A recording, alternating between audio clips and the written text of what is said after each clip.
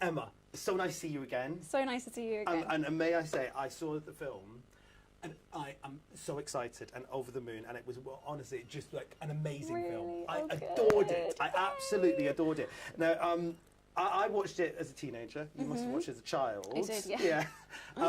Was there a bit of a pressure? I mean, it must have been huge to play Belle, you know? Oh my God, it was like my childhood. It's like my friends' childhoods. Yeah.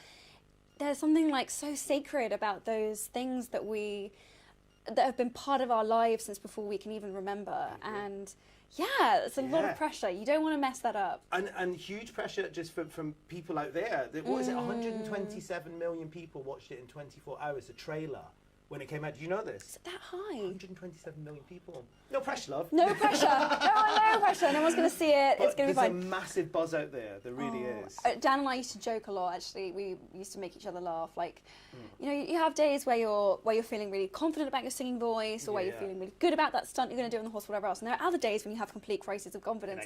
And we would laugh and be like, well, it's all right. It's not like anyone's going to see it. Oh, yeah. Oh, yeah. So, no, it's true. And, you know, and it's not just pressure from other people. It's pressure from myself, because I just love her. I just think she's one of the ultimate heroines, and she really is. You just got to do her right. You know, got to do her justice. Speaking of Dan Stevens, was that a joy working with him? Oh, such a joy. Yeah. He's such a lovely man. He seems it. Excuse my naivety here, right? But I don't know, because the technology now is so incredible. Yeah. Was he sitting beside you? Was that like makeup, or how does it work? Right. Okay. So I'll try and give you like the basic. So what we would do is we would shoot a scene with Dan in kind of like a beast kind of. He'd have things to make him bigger and taller and whatever else, but it would be his face, and he'd have dots on them. And then at the end of the day, we would go and shoot all of the scenes again, but just his face. We'd have his facial expressions, and then the CGI would be done later of his face with his facial features. So yeah, it was amazing. I mean, it was a huge process, but when you watch the film, I think you'll agree there's something so human, and the detail and the expressions of his face are just his facial expressions as a beast. I know. Are just absolutely brilliant. I know. Absolutely brilliant. So good. So it was totally worth it. But it was a bit of a crazy process. Yeah, I bet. Working with it, so you had Emma Thompson, Ian McKellen, Luke Evans, Ewan McGregor. I mean, a plethora of stars out there. Yeah. What was that like working with them? In fact, did you work with? Because some of that would have been animated as well, wasn't it? So how did that so a lot of it was animated. So a lot of the time I was talking to like a teacup or a hairbrush or like, you know, whatever else. And then there was this one fabulous scene at the end where obviously everyone transforms. Sure.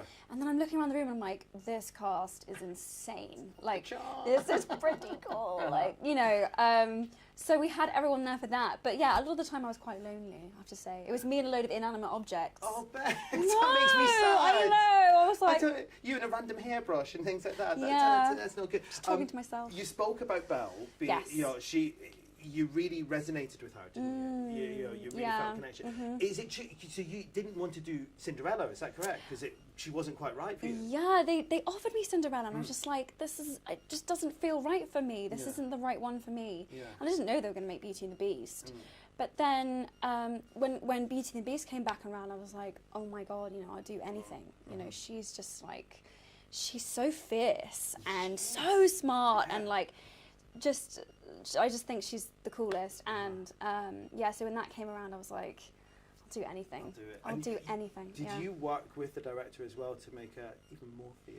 Yeah. I think we really we wanted to pad out a bit of Belle's backstory. Sure. And so we wanted to give her a bit more, just more backstory, more depth. And so we made her, it was originally her dad in the original movie that was more of the kind of like crazy inventor. Yeah. But we actually thought that story was brilliant for Belle because it kind of explained why she didn't really fit into the village and why everyone thought she was a bit mad. And it also just really kind of like emphasized this thing that she was just sort of a bit ahead of her time. Yes. And we also wanted this story of the fact that she wanted to teach and that she wanted to, she tries to teach this little girl to read, but I love the villagers' disgust at you having I know. They were affronted, I tell you. Yeah. Well, that's what's so funny is like, and we've seen this throughout history, is that like books are revolutionary. Books empower people. Yeah. Books like can allow people to see the possibility in the world of what they can achieve and what they can do, and like, they tried to keep books away from women for a long time. True. They were like, Yeah, let's not let books Yeah. get into the hands of women because that would be you were doing something too about that, dangerous. though. All right. Yeah. Because that's the thing. There's lots of comparisons being made between you and Belle. Obviously, she's loves her books. She's obviously moved to the library and things like that. Yeah. I love the fact that recently, because I know I've spoken to you before about your book club, but I love this. You've been putting books around undergrounds and things. Yeah. This is genius.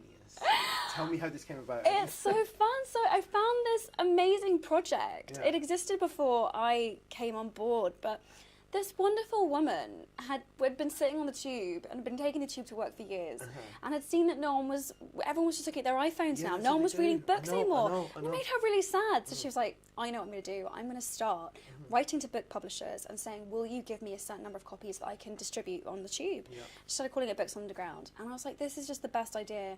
And so it's me, and then I often I call them book fairies. Right. So I find volunteers that are willing to sneak around different parts of the world and distribute, feminist books in public places. Give me a shout, I'll do it. Will you?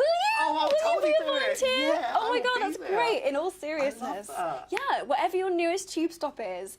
That's yeah, amazing. so we do these big I book do drops. Feel there's a definite reverse kind of happening with technology and books as well. I feel an awful lot of people are reverting back to books. Yeah, There's for nothing, sure. There's something about holding There's something a about, book, oh isn't my there? God, I'm the same way. Yeah. I drive my friends completely mad because we'll go away on a trip and they're like, you've bought 7 books with you. The weight of that is just ridiculous. And I'm like, I know, but I just... Do you leave? But I always do that. Yeah, I that's a always nice leave thing to books do. around. And I Yeah. always try to pass them off and be like, this is good. amazing or whatever else. And look after So them. that's Don't true. leave them out in the sun. And Don't be I doing love that. seeing people's underlinings and little squiggles. And, Absolutely, absolutely. Now, you spoke before about singing. I have to say, you were brilliant in that. It was cracking. Was it a nervous thing though? I mean, oh my God, it you've been was. brought I up performing, can't even still. tell you how nerve-wracking it was.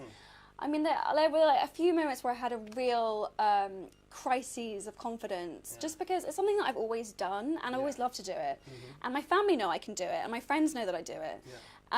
But it was like, wow, is my voice going to hold up in one of the biggest musicals of all time? Like, am I going to be able to do this in front of 200, 300 people on a film set? Am I going to be able to do it for 12 hours a day? Wow. So the 3 months prep was really, really important, and I worked with a wonderful singing coach called Claire Underwood, and I think she was part psychologist, part singing teacher. Part of it was just being like, okay, all right, Watson, you can do this. Yeah. But I once I got into it, I just loved it. Sure. Like, I want to do a musical every day for the rest of my life. That's Like, good. there's so much joy in it, and the music is just. I don't know about you, but when I hear that song "Beauty and the Beast," I just melt. So you know, it's been stuck in my head and my other half's head for the past 24 hours. So that's all we've been singing. So there you go. It's all good. all good. It's true though. You say you love a musical. Is it true? Did you turn down La La Land for Beauty and the Beast as well? It's one of those things where it's like, with a movie like Beauty and the Beast, it's like 3 months prep. It's like 3 or 4 months shooting. It's in the UK. You're in or you're out. Exactly. And I was like, I kind of got to be all in. And so this was really where my heart was, and I knew I had to fully commit and make sure that I did this. I'll be honest to the best of my ability. I judge a film by how much I smile and do this. And you did lots of smiling. Lots of, yes. Well, then there you go. It's a really funny film. That's the interesting thing as well. There's lots of funny bits in it You as well. forget that when you watch it, but when you watch levels, the animation, there's no, you're right. It works on so many different levels, and for me, it's so important to have films that just are pure joy, and that's what this film is. It's pure joy. Did you have to learn to ride a horse as well in that as well? Because it was quite a bit of horse I riding. did, yeah. So I've never ridden a horse before, and so I was like, okay, this is what I mean about the prep. I mean, I really went into essentially a Belle boot camp. I was riding 3 or 4 times a week, singing 4 times a week, dancing 3 or 4 times a week. I mean, I was manic. I was so hectic, but I loved it. I was not one of these girls when she was younger that was like, I really want a pony. Please, I want a horse. I wasn't really interested. I was a bit like, okay. Yeah.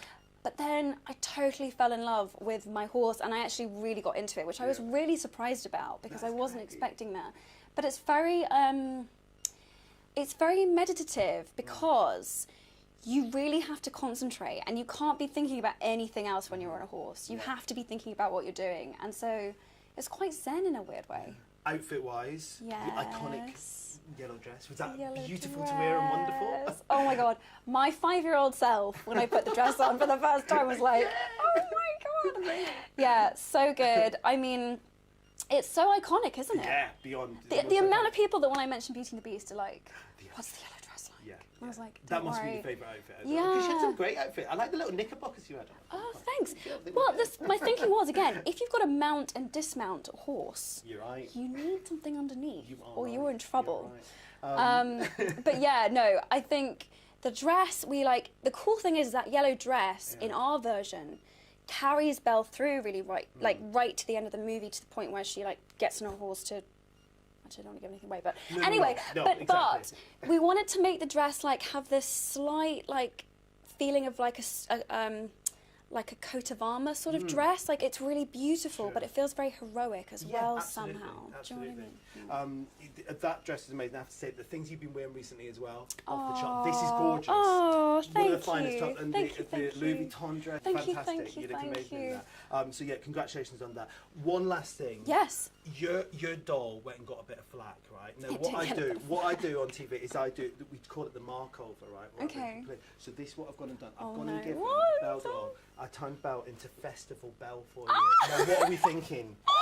And I've got the phone in. I got the phone in because last time the phone rang. She's got some very chic gladiator sandals going on. I'll be honest with you. It's very Kate Moss. I got a little bit too into this. Yeah, This is amazing. I had a great day yesterday of dressing dolls and watching Beauty and the Beast. There we go. Wow, this is amazing. I love that you've kept my freckles in. Yes. I feel very but we chopped a bit off. This is beautiful. She it's Belle that's ready to go to a festival.